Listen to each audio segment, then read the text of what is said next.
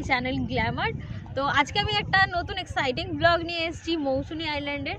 এখানে সমস্ত ডিটেলস কিভাবে আসবে, কোথায় থাকবে, কি খাবে, কি কি এক্সপ্লোর করার নতুন নতুন জিনিস আছে, সব কিছু তোমাদের শেয়ার করব।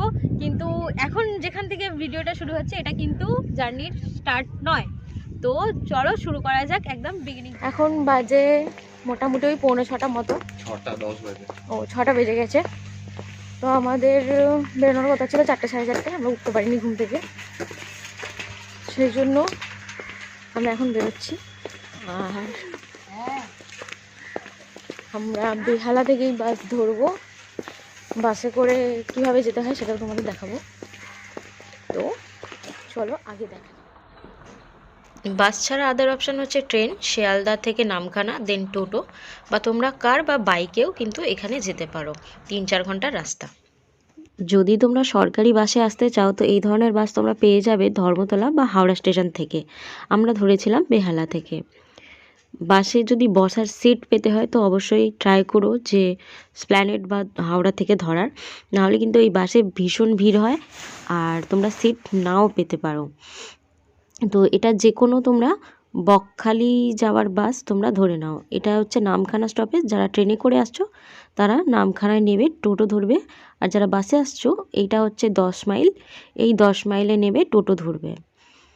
আমরা এখন 10 মাইলে নেবে পাতিবুনিয়া ঘাটে যাওয়ার জন্য টোটো ধরলাম। টোটোতে নিল 15 টাকা করে। এবারে আমরা সুন্দর গ্রাম্য পরিবেশ এনজয় করতে করতে চলে যাব পাতিবুনিয়া ঘাটে। ও বাবা, পাতিবুনিয়া ঘাটে গিয়ে দেখি সেখানে তো প্রচণ্ড লাইন, কারণ আমরা 26শে জানুয়ারি গেছিলাম, তো সেখানে প্রচণ্ড ভিড় হয়েছিল।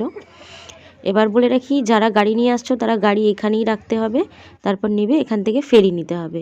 ফেরি নিয়ে তোমাদের এটা চিনাই নদীটা ক্রস করতে হবে। যারা বাইক নিয়ে আসছো বাইকটাকেও তোমরা এইটা ঘাট থেকে ক্রস করিয়ে নিয়ে যেতে পারো, কিন্তু সেক্ষেত্রে বেশি টাকা লাগবে।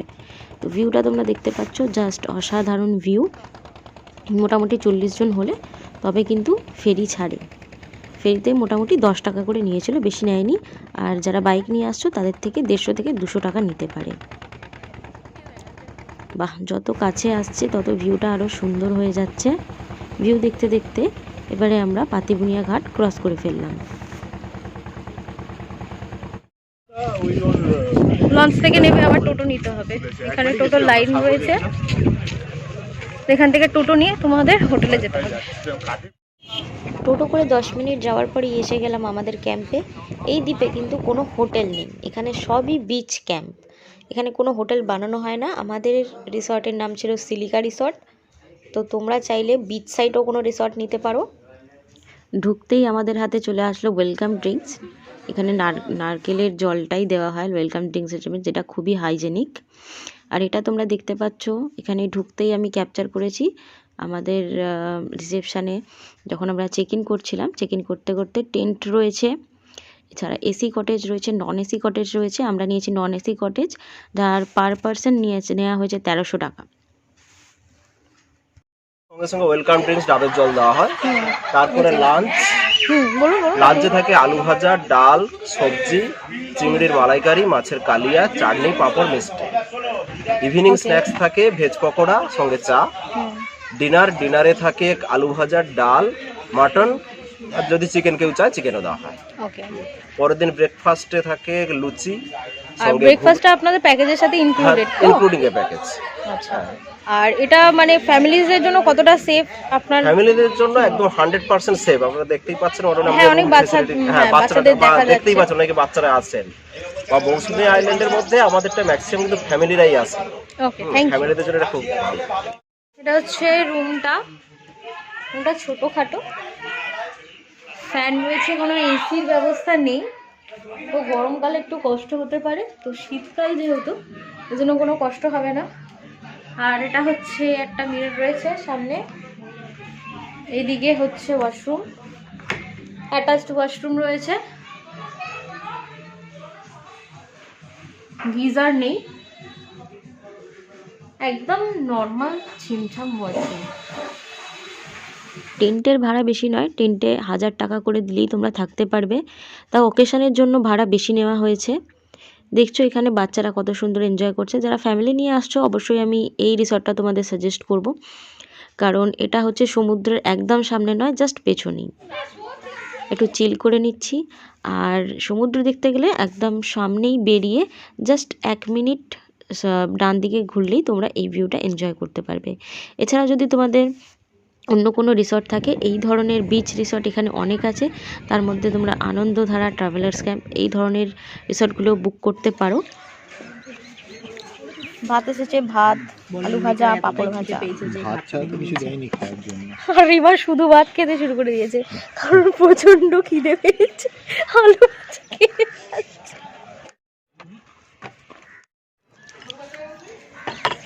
মিষ্টি, চিংড়ি, মাছ, আমের চাটনি, শীতকালে জমজমাট খাওয়া দাওয়া। সো খাওয়া দাওয়া শেষ করে আমরা চলে যাচ্ছি মেন বিচের দিকে। আর কুল দেখতে না দেখতেই এরা কুল পাড়তে শুরু করে কুল দিয়েছে। গাছ দেখেই কুল পাড়তে চলে গেছে এরা। আরে একটু বড় বড় দেখে কুল পারো।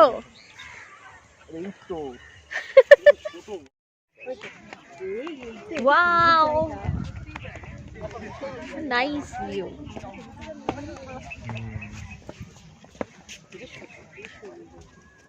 দিকটা দেখো, একটা নৌকা ঢুকে গেছে বালির মধ্যে।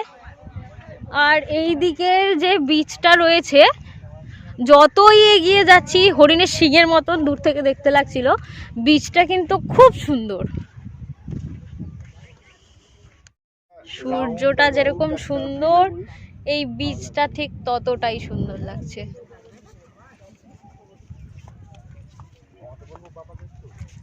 কম পয়সায় সুন্দরবন আর আন্দামানের যদি মিক্স একটা ফিলিংস কেউ নিতে চাও, তাহলে মাস্ট সে একবার অন্তত মৌসুমী বিচ ভিজিট করা উচিত। গ্রাম্য পরিবেশ সঙ্গে এত সুন্দর বিচ ভিউ, যেটা তোমরা হয়তো দীঘা, মন্দারমণি বা পুরীর দিকে পাবে না। তো এইরকম একটা নির্জন নিলিবিলি দ্বীপে এই ধরনের ভিউ আর অ্যাম্বিয়েন্স উপভোগ করা সত্যি একটা মানে আলাদাই অনুভূতি যাকে বলা যায়। বিচ থেকে বেরিয়ে এখানে তোমরা ফুচকা, চা খেতে পারো। এবার আমি আবার ফিরে যাচ্ছি আমাদের আর হোটেলের বিচ সাইডে। তো এখানে আমি বলে রাখি যে 3টে তোমাদের অপশান আমি দেখালাম। এই অপশান মানে টেন্টে থাকো বা এসি কটেজে থাকো বা নন এসি কটেজে থাকো, খাওয়া দাওয়া কিন্তু সেম থাকে। আমরা নিয়েছিলাম 1300 টাকার পার হেড প্যাকেজ, তার সাথে সঙ্গে অ্যাটাচ ওয়াশরুম ছিল। টেন্টে থাকলে কিন্তু অ্যাটাচ ওয়াশরুম পাওয়া যাবে না। রাত হতে না হতেই ভিউটা আরও সুন্দর হয়ে গেল।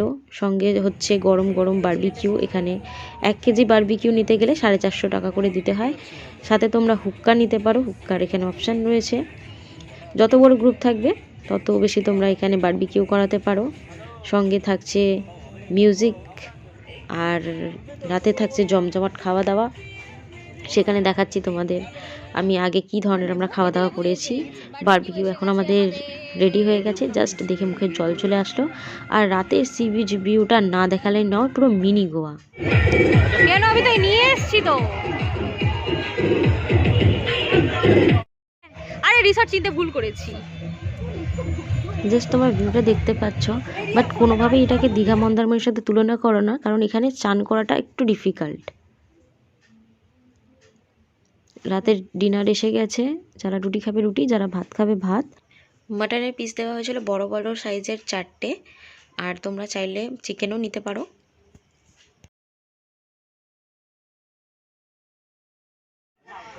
এখন হচ্ছে সকাল 10টা বাজে, চেক আউট করবো আমরা, বেরিয়ে পড়বো। এবার বেরিয়ে এখান থেকে প্রথমে ম্যানগ্রোভ ফরেস্টে যাব, তারপর ওখান থেকে বকখালি যাব। সকাল সকাল পেট ঠান্ডা করার জন্য আমরা নিয়ে নিলাম একটা করে কোকোনাট। এটা কিন্তু কমপ্লিমেন্টারি নয়, এটা আমরা আলাদা করে কিনলাম। এরপরে আমরা করে নেব ব্রেকফাস্ট। ব্রেকফাস্টে আমাদের দেওয়া ছিল গরম লুচি, তরকারি আর ডিম সেদ্ধ। এখানে কোনো রকম মিষ্টি কিন্তু নেই ব্রেকফাস্টে।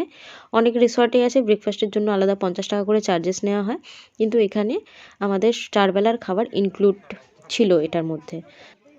হ্যাঁ, এখনই ভিডিও শেষ না, এবার তো তোমাদের আমি মেন জায়গায় নিয়ে যাব, যেটা হচ্ছে ম্যানগ্রোভ ফরেস্ট। তো চলো ওখানকার ভিউ এনজয় করা যাক। ওয়াও, পাখিগুলো কি দারুণ উঠছে, আর সকালে রোদ্দুর পড়ে একদম বীজটা পুরো ঝলমল করছে। আশা করি ক্যামেরাতে তোমাদের অতটাও আমি ক্যাপচার করে দেখাতে পারছি না, মানে সাদা মানে খালি চোখে দেখলে যতটা সুন্দর লাগছে, এটা শুধু খালি চোখে দেখলেই তোমরা অনুভব করতে পারবে যখন তোমরা এই জায়গাটায় আসবে। ওয়াও, এবার ছেড়ে দিয়েছে আমাদের নৌকোটা। এখন আমরা বেরিয়ে পড়েছি, ম্যানগ্রোভের দিকে যাচ্ছি। এখন আমরা একদম মাঝ বরাবর চলে এসেছি। তোমরা দেখতে পাচ্ছ সারি সারি সুন্দরী গাছের বন, চারদিকে দিগন্ত বিস্তৃত সমুদ্র, খুব হালকা ঢেউ। আর এই জায়গাটা জাস্ট দেখো, একদম অসাধারণ অনুভূতি। হ্যাঁ, সমুদ্র স্নান তোমরা ঠিকই করতে পারবে না, কিন্তু আদার্স অনেক জিনিস আছে মৌসুনি আইল্যান্ডে যেগুলো তোমরা কিন্তু দীঘা, মন্দারমণি বা পুরীতে গেলে পাবে না। ওয়ান ডে ট্রিপের জন্য বা উইকেন্ড ডেস্টিনেশনের জন্য এর থেকে পারফেক্ট জায়গা বোধহয় হতেই পারে না। আমার ফার্স্ট টাইম এসে যা মনে হচ্ছে, ভীষণ ভালো অনুভূতি পেয়েছি আমি।